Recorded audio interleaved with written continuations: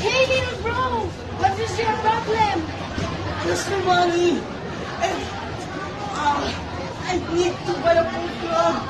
Stop overreacting! Why? I will start working. Come back.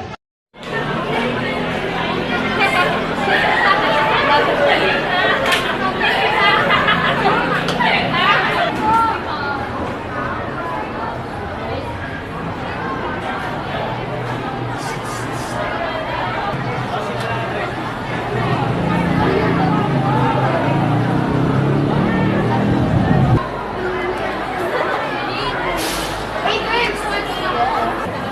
Can I ask a question? Yes. Are you still wearing a food bag? No. Why? You didn't afford buying food bag? Oops, I'm sorry. I didn't mean to hurt you guys. I didn't mean to offend you.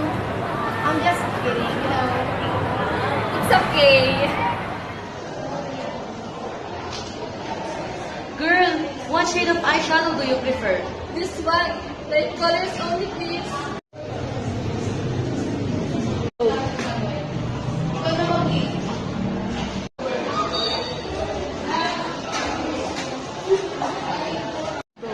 Excuse me, girl. Yes.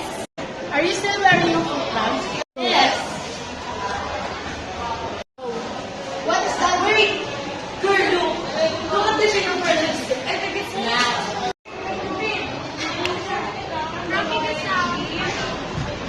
Minerals or non-minerals.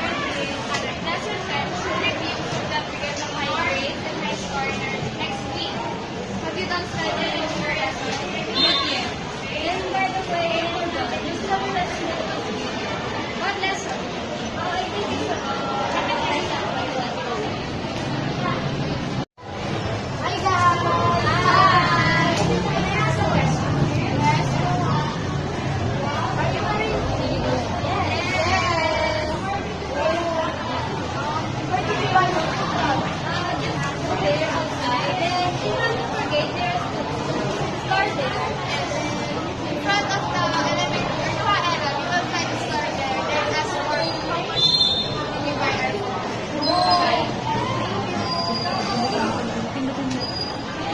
Go. Takbo. Hey, look! This is your new food bag. It has a packet. Where did you buy it? Somewhere. Look off. It has a secret packet. Go. Post mo muna. Go. Thank you, big sis. Hindi kinuha yung food truck. Go. Oo. I got to go. Go. Thank you, sis. 1, 2, 3, go. Having problems with losing money unexpectedly? Looking for a food truck that is not just ordinary? You don't have to look for it. Because now, I'm proud to present to you the Super Rug.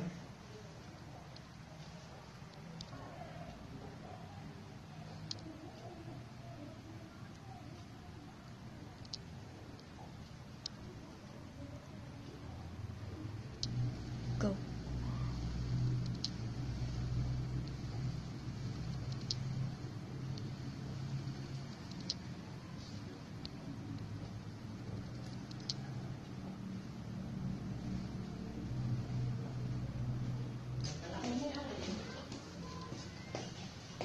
Ay, buti ka na lang. Magmumura na.